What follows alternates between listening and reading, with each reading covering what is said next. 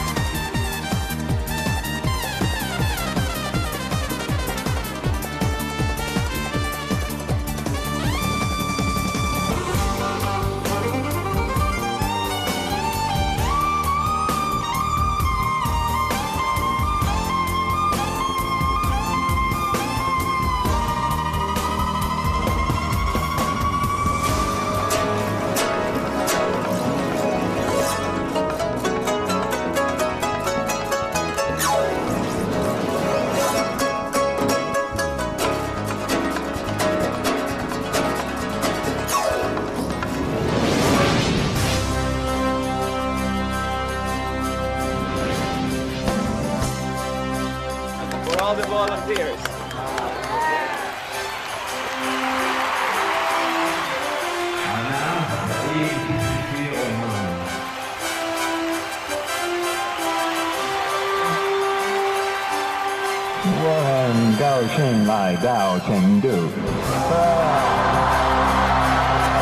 I got to adopt a panda yesterday. Here. Like a proud father, I think it's the most beautiful panda in the world.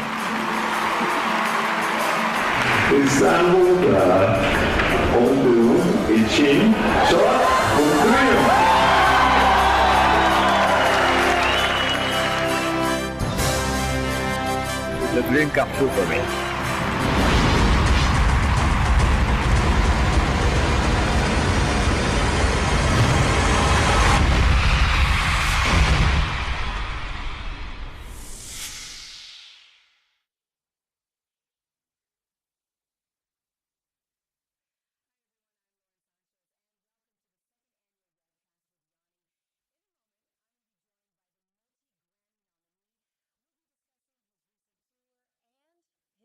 Upcoming tour and the special things that just inspire his music. For the next 2 hours, you, the viewer, will be able to ask Yanni absolutely anything. I was told nothing is off limits. Who said that? I know. So get ready to ask Yanni what's on your mind. Just submit your questions online at yanni.com and we'll select a few for Yanni to answer during our live broadcast. Okay, so let's get started. I mean, I've already kind of introduced him. His concerts are legendary. His live shows have impressed millions on every continent in the world. He is conceivably, and I didn't say this, someone has said this, the greatest influential musician of our time. Oh, Jesus. Please, everyone, welcome Yanni. Thank you very much. Wow, that was just amazing. By the way, thanks so much for letting us in your home in West Palm Beach, in your recording studio. I mean, no one gets to see this ever. Yeah, I love this place. This is where I come to heal and also create. This is the meaning of life for me, is just making music, creating, making things out of nothing. And how is it important it is for you to let your fans see where you create your music? Extremely important. I mean, that's why I've been touring so much. I love coming in contact with them. They give me life. It's a very amazing experience. The exchange of energy is amazing. So to give them a glimpse at what it takes to make what they enjoy it's kind of a nice thing. And speaking of tours, I mean, you just completed a sold-out tour. You went to Turkey, China, Korea, all over the world. So I have to ask you, I don't know if you can answer this question, but what was your favorite venue? Oh, I knew it would be hard. It is. It's impossible to pick because every one of them has its own character. There is no single concert that's the same as another concert. How it begins, how it evolves. Usually, towards the end, they become alike. But it's you cannot. I mean, I can just go on and on and on, and I'm in love with all the countries we've been. You know, like I can tell you areas, but it's. Do you remember, I don't know why this just came to my mind, do you remember when you go to different countries, what do you remember about the countries? Do you take away like the food that you eat or the women that you see or, you know, what do you take away from these countries? All of the above. I take the culture in, first of all. The human beings is the most important part of the culture of a country. I try to study as much as I can their architecture. Go visit monuments, places that are meaningful to those countries. Try to mingle with the people as much as I can. Try to learn how to speak their language is one of the things that I try so hard to do. It's hard to do. It is. Try speaking Hungarian. I'm sorry, Hungary. But I mean, it's very difficult, you know. Or Chinese, Cantonese, you know, you learn You learn a little bit. You take a little bit from each place. Yes. Okay, I could obviously, I did this last time, go on and ask you a million questions, but this isn't about me. It's about all your fans out there. So we have received tons of questions. So let's get started with the first one. Okay. It is Farid, and I apologize right now in advance if I mess up anyone's name, from Iran. Dear Yanni, now that thousands of Iranian fans of yours have traveled to other countries with their burning passion to see you, now that they have traveled to Armenia to a bus to see you in concert for a 24-hour travel to bring Iranian fans message of love to you, now that groups of fans have gotten together to establish your Iran affiliate website and they assembled and organized hundreds of fans on the web, millions of Iranians dream of your concert in their country every night now that they have spent days and nights and have grown up with your love and your magical music. After all of these, is it time to have a look on them in your future tours? Is it the time to respond to their love, to give them a close experience of the music that they have longed to live with? Tour in Iran? Absolutely. I would love to go there. I would love to go there. I get so many messages from Iranian people. And one of the most, you asked me, one of the most memorable moments of a concert, it was in Armenia. And I had no idea. The concert lasted, usually it's a 2-hour show. But in that particular venue, it lasted 3 hours. Because the people were chanting. 3 hours? Yeah, people were chanting. I was hearing chants, so I didn't know what types they were. I was hearing chanting here, chanting there, in between every song. And the audience was so hot. And at one point, I remember this one chant came out, and it was repetitive. They did it a few times, and it's so beautiful, and I didn't know what it was. And I asked, and my translator said, I don't know what it is. It's not Armenian, it's Iranian. There were that many Iranians in the Armenian concert. So bringing them together. It was just awesome. That's what I'm about. That's what the music is about. One people. And bringing people together. That's what music does. And it was wonderful to see. It was one of the most amazing concerts of my life. It was done in Armenia. And it also, you know, to make fun of it, the next day we got on an airplane. I don't remember where we were going, to Dubai, I think, or I can't remember where we were going. But half the plane was full of people from the concert. So, okay, so do you, when you're on the plane, do you get on the plane, do you go back and do you talk to your fans, and do you, I mean, were you able to do that? No, I don't have to go back and talk to anybody. They stopped the plane, And I had to speak to every one of these passengers personally, and they sit right next to me and take pictures, every one of them. And I thought maybe the pilots would get really mad at me at some point because they can't leave until everybody sits down. Then the pilots showed up. Right? And then those pilots, trust me, I know they can be very forceful at times. You got to listen to them. The pilot says, "Would you like to take a picture with me?" I go, "Yes, sir." You got it. Okay, but you didn't quite answer the question. So, tour? Yes, it's just when it's appropriate. It's in every country. I've been asked by so many countries to perform at their monuments in specific areas all over the world, and we have made quite a lot of progress in the last couple of years as far as being there. Right. It is very likely that we will eventually make it in Iran. Oh, good. Now, when, I don't really know. It's just a matter of time. Just So be for it, patient. it will happen. Just be patient, right? Be Just be patient, and patient. it won't only happen once, and not only going to happen in one place. When we go there, we'll find 2 or 3 different cities to play. And I know how much they have given me so much love, the Iranian people. I know, that from was the a love messages. letter right there. It was great. Okay, let's go to the second question from Yanni's Weibo channel in China. In China, Weibo is similar to what we all know as Facebook. Weibo ID would be Rose. And Rose says, when the tour schedule is so full, how do you make a balance of your concert dates and your creating time?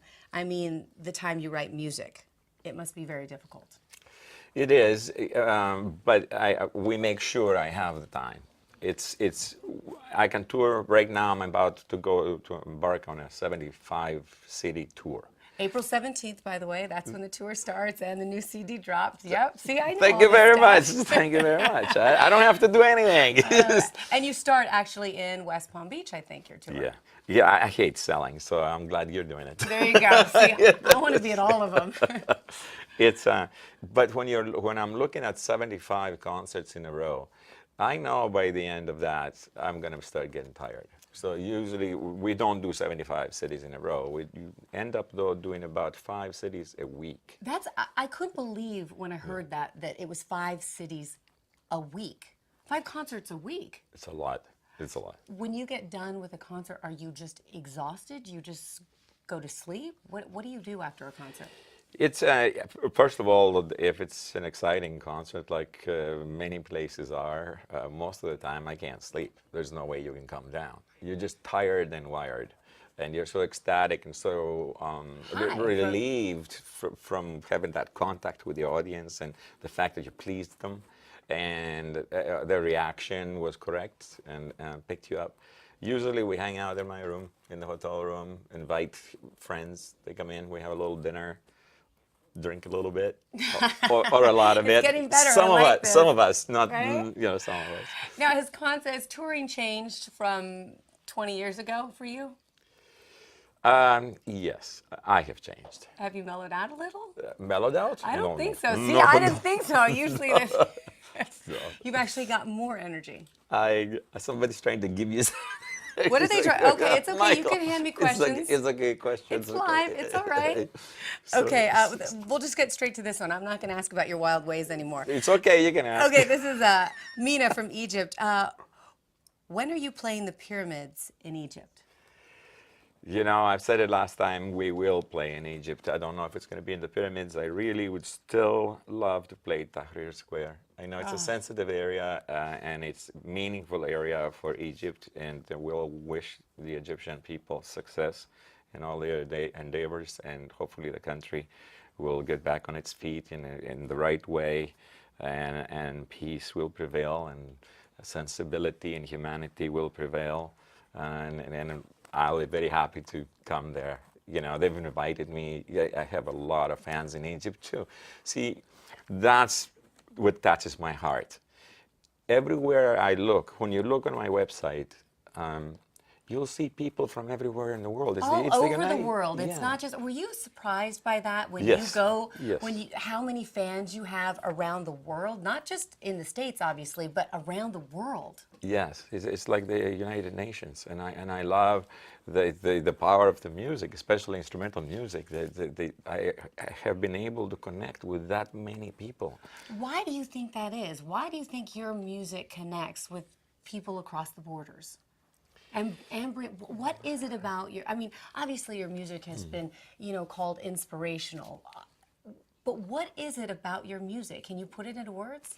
It's difficult. The fans do a better job than I do because they're affected a million different ways. They heal themselves from cancer, or they help themselves go through the pain of chemotherapy, or they deal with the loss of a loved one, or they get married to it. They give birth to their children to it. I mean, they use it for all types of important events in their lives, besides being entertained or having fun or just relaxing for the night. Getting through hard times. Yes. I've used it for that, all personally. Of that. Oh, yeah. Yeah, it really is. It does. It brings you up sometimes when you're feeling down. And It I like is. that. Actually, you just put your finger on it. I tend, as a human being, to have to be a positive person. I look at the future and mostly with a positive attitude. It's not out of naivety. I'm very aware of what's going on in the world today, and because I have traveled and I've been touched by so many cultures, but I see the hopes, and I believe in humanity. I believe in us, and I believe that any problems that we're faced with today are solvable. They're doable. All we have to do is come together as one. And try. Hey, you don't even have to try. Once to do that, it's going to happen. You believe in something with that much passion, you go after it, and you keep going after it. You know very well it happens because you've done it. So maybe you don't succeed always. Yeah, not all the time. So I made a very short story very long. That type of attitude is in my music. I can't help it. When I write a piece of music, my soul and who I am and the sum of my experiences is part of what I'm going to create. Whether I'm going to write a book, I'm going to do a painting, all of that is going to be in my creation. I think the audience gets that, and I think they get that uplift, or they get that hope. Is that why, I know I need to get to the next question, but I just have to ask this. You don't really use a lot of vocals on your lyrics. Is it because you want people to put their own stamp on it? That's a very good observation. Absolutely. I think lyrics tend, not all lyrics, there's great songs with great music, with great lyrics that do a fantastic job, but most lyrics tend to put a piece of music into a box. And say, you need to feel this way. Yeah, and it guides you constantly. I was here today, it was 12 o'clock, and then I missed you. I missed you, and and my heart is broken. And it tells you exactly how you feel and what it's all about. Instead of, here's an emotion. This emotion, and then this is difficult to explain, and I apologize if it takes me a few seconds. I'm loving it. I'm sure they are too. Emotions are common in human beings.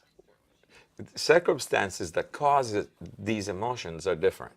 So if the music is about circumstances, you minimize it. I'm just talking about pure emotions, like love, just to make it clear. But subtle emotions too, really subtle emotions that are very difficult to put into words. I can just tug at your strings by moving the right notes, using the right sound in the right moment for a few seconds. I can make you think a certain way or feel a certain way very quickly. Okay, I see that. Okay, question number 4, Alexandra from Russia. What was it like performing in Kremlin Palace? I know you were playing there last year, but she couldn't get tickets. They were all sold. Everyone loved the concert. When will you return? I feel a common theme here about everyone wanting you to play in their country. So, Alexandra wants to know, will you be returning? Of course. We were just blown away. We were inside the Kremlin. Let's figure that out, first of all. We're inside the Kremlin at the old Kremlin Theater. With all the history, and all the things that have taken place in the last, 100 years, and the musicianship, the class of musicianship in Russia, especially in Moscow. Actually, Alexander Zurov, my cellist, is from Moscow. So he was very excited. Do you feel more pressure when you go into a place like that and have to perform? Yeah. What does that feel like? I didn't feel the pressure as much as Alexander Zurov, my cellist, felt. Right, well, as people were watching, right? Yeah. And you have to deliver something that is worthy. And they don't know what to expect. Some of them are fans. Some of them just came because everybody else says you should see this guy. They were an awesome audience. They were very attentive. And apparently the concert was very successful because we're invited back quite a few times now. And you will go back. Absolutely, absolutely. I loved Russia. We're not just going to go to Moscow either. We're going to go to St. Petersburg. We're going to go to Ukraine. We're going to go. There's a lot of places. Okay, I have another live question. Okay. Just like that, Live I'm one. getting handed They're to it. Do still you awake? like it? Yeah, it's still awake, of course. Oh my goodness. Alim, this is Alim. Alim, you have asked more times than anyone from the live chat today. When will you come to Azerbaijan? Azerbaijan? Yeah, Azerbaijan. Azerbaijan. Yeah, I think so. It's misspelled Azerbaijan. Thank goodness. I'm it's glad it wasn't Azerbaijan. just me. Cheers to Azerbaijan. We will be coming to Azerbaijan. You know how many? It's true. She's right. You know how many times? So from the live chat today, this is where you're getting asked to go. Yeah, many times. If you get on my Facebook, I don't do it very often on purpose, but I do get on it once in a while to get an idea of what's going on out there. But I also don't want to spend too much time on it because I don't want to get too influenced. I want to get the... Is that hard for you with social media today? Because it is all about, you know, connecting with the fans in that sense. And you're doing it through this, through the live webcam. Yeah. Is it hard not to go on Facebook or go on Twitter? And look and find out what they're thinking or what they're saying. Sometimes you don't want to know what they're thinking, but I mean, usually, with you, it's all great. I've seen it. Actually, well, thank you very much. But no, it's not difficult. I've been like this all my life. I wouldn't read the newspaper articles. I wouldn't read the magazines. I would avoid listening to the radio. Or I try to stay as pure as I can. I have friends of mine that once in a while to tell you. Yeah, they go, oh, let me read I you. got those too. Let me read you a couple of things. And okay, you just finished doing a concert in Moscow. I got a couple of articles from Moscow. Do you mind if I read you a little bit? I said, okay, read the first 5 sentences. It's kind of like that. So I do get a sense. There are times too where I get engrossed in some of the letters because they are love Very letters. touching and personal. A lot of personal letters. I went on your... And a lot of invitations to be married. You get a lot of those as well. I was looking, I think every other one was, will you marry me? So I just wanted to make sure that you're not just blowing by those. I won't comment. I won't make you answer that. I won't. I'm sorry, ladies. I can't do it. I can't do it. Submit another question to Yanni.com, not that one. Right? But you do. You know that. How many of them can I marry? You don't have... Don't ask me that question. Just one. Just one. Just one. First of all, I'm flattered. And it's just the social media today has been an amazing tool for all of us to communicate. Yeah. Like what we're doing today would be impossible a few years ago. And it's so powerful and it's real. We're getting questions from Egypt. Right here. It's unheard of. Unheard of. Okay. Speaking of Egypt, funny how that works. Heba would like to know, are you going to perform in Egypt? We thought you were going to perform there last year. What happened? I know. It just depends on it's timing. Again, it's timing. It's also what's happening in the country, stability. You have to take into account quite a lot of things. And just because I didn't make it 6 months ago, it doesn't mean I won't make it 6 months from now. It's, later on we'll probably be talking about Puerto Rico, where I just finished doing a concert. It took me 20 years to do that concert. I've been going to Puerto Rico for like 25 years, and every time I was there, everybody was going, when are you going to play? But it took that long. I'm not suggesting that it's going to take me 20 years to go to Egypt, but it has to be done in the right moment in time for the right reason. And the kinds of concerts that we do, they're not just only fun. They send a message. They touch people. They move people. In some cases, they've changed the laws of countries. You have done that. That is stunning to me. That I did not expect. We're going to talk about that in a little while. We need to take a break right now. So I just wanted to say, but we'll be right back. And by the way, Yanni has adopted a new family member. he's going to tell us about that. Cute. Right? Check this out.